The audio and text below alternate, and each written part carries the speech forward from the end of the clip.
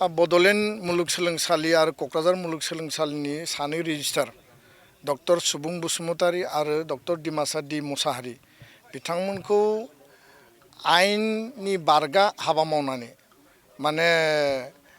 आयेनखौ भंग खालामनानै नियम भंग खालामनानै राजनैतिक मोनसे आक्रोश राजनैतिक मोनसे कनस्पिरेसियाव राजखान्थिनि बलि हिसाबै पबित्र सोलोंथाइनि मन्दिरनि सानै जे रेजिस्ट्रार जाय बिथांमोना माहारिबाद माहारिनि आदर्शखौनो लानानै बड'लेण्ड सोमावसारनायनिफ्राय दासिमबो हारिनि थाखायनो थैस' थांस' दङ बिथांमोना साख्रि मावदों नाथाय बिथांमोना माहारिनि थाखाय हाबा मावबोदों बिथांमोना कुनु पलिटिकेल पार्टियावबो गैया आरो कुनु पलिटिकेल इन्ट्रेस्टबो बिथांमोना गैया 29 नभेम्बरनि घटनायाव बिथां सानैया कुनु कारनाव कुनु बेलायाव कुनु माने परिबेशाव बिथांमोना जरित नङा जों जिखौ एनालाइसिस खालामदों एसेसमेन्ट खालामदों किन्तु बेयाव गोबां राजनीतिक लबि सोलिनाय जों नुबाय बेयाव मोनसे कनस्पिरेसिनि जाल सोलिनाय जों नुबाय आरो राजनीतिक आक्रोशाव बिथांमोनखौ बोखारनानै जरजुलुमै जेराव काउन्सिला मोनसे अट'नमास मोनसे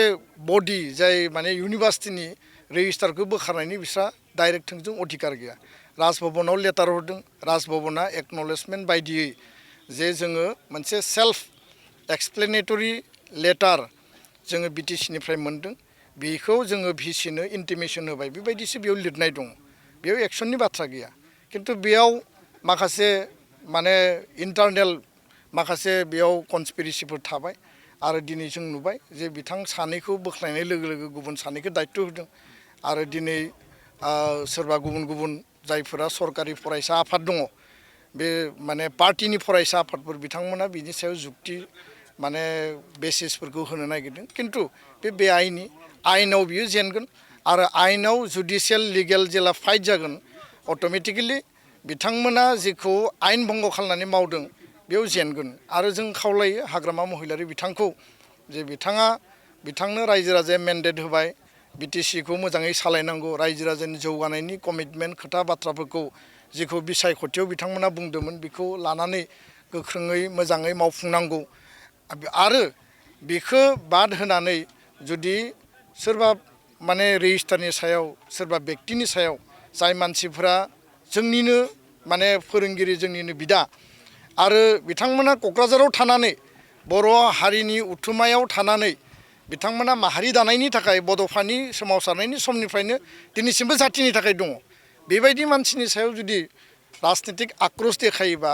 आरो समाजाव हारिनि सार्थनि थाखाय माहारिनि सार्थनि थाखाय खोथा बुंग्रा मानसिफोरनि खुगाखौ बेबायदि एक्सन लानानै जुदि बन्द खालामनो नागिरोब्ला हारियालाय बबे लामाजों थांगोन हारिया बबे लामाजों जौगानो नागिरदों दा बेखौ जोङो नुनानै सोमोनांदों फारसेथिं जौ जुवा माने पिकनिकआवबो जुवा जौनि आड्डा बहाबा नोङो मेला फुजायावबो माने जुवा आरो जौनि आड्डा बेफोर थासारिखौ बुङोब्ला सोरबा सोरबा दुखु मोनो सोरबा नांनाय बायदि मोनो किन्तु बास्तबथ' रायजो राजाफ्रा नुदों बयबो जोंखौ बुंदों गावजों गाव रायलायदों किन्तु रावबो खुगा सिनो हाया गियो बे मा दमननि बे माने परिबेस जों बेखौ साबजायाखै जों दुखु मोनदों आरो हाग्रामा महिलारि बिथाङा रिथिं खालामनांगौ बिथाङा जुदि बयनिबो वेल एक्सेप्टेड लिडार जुदि हिसाबै गावखौ दिन्थिनो नागिरदोंब्ला बेबायदि राजनैतिक आक्रोशखौ खालामनायनिफ्राय गोजानाव थानांगौ आरो बेफोरो थिग नङा बेखायनो आं खावलायो जे जायफोर सरकारि फरायसा आफाद बे सरकारि फरायसा आफादफोरा माने जुक्ति होनायाव जेबो बेसिस गैया बिथांमोना सोरबा बुंदों जे बिटिसि सेक्रेटारियेटखौ लन्द' बन्द' खालामनाया बे एन्टि नेसनेल होननानै बुंदों आरो बर' हारिया थांनाय 34 इयार्सनि आन्दलनाव जोंनि खुद्रिनाय जोंनि डिप्राइभ जोंनि मोनथायनिखौ बन्सित खालामनायनि थाखाय जोंखौ अयनायै लावथि बाहोनाय जेलाव लांनाय गावथारनायनि बिनिमयाव रागा जोंना खुद्रिनानै मालाबा सरकारि माने अफिस सरकारि प्रपार्टिफोरखौ मालाबा लन्द' भन्द' खालामनाय डेमेज खालामबोनाय थासारिया जादों अब्ला एन्टायार बर' कमिउनिटियानो दिनै जातिनि सार्थआव जोंनि फरायसा फरायसुलिफ्रा खालामफ्लांबाय आबेगाव खालामबाय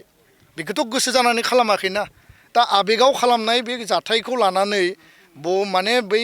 एन्टि नेसनेल होनना बुङोब्ला 34 इयार्सनि आन्दलनाव बर'फ्रा एन्टि नेसनेल खामानि मावदोंमोन नामा बर'फ्रा राष्ट्रद्र'हनि खामानि मावदोंमोन नामा आरो बे बेलायाव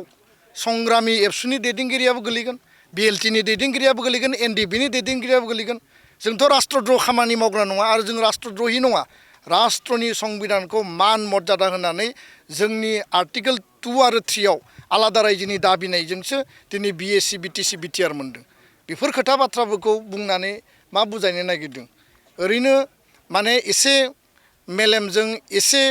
माने गियानजों खोथा बाथ्रा बुंब्ला बे मालाबाबो जास्टिफाइड आरो लिगेल जाया बेखिनिखौनो बुंबाय बे रिलिज होनाय अर्डारखौ उइथड्र खालामनांगौ आरो गोख्रैनो सानसे साननैनि गेजेराव दुलाराय बर' फरायसा आफादनि बेखौ लानानै प्रटेस्ट डेमनस्ट्रेसन आरो प्रटेस्ट धरनाया जागोन गोजोन्थों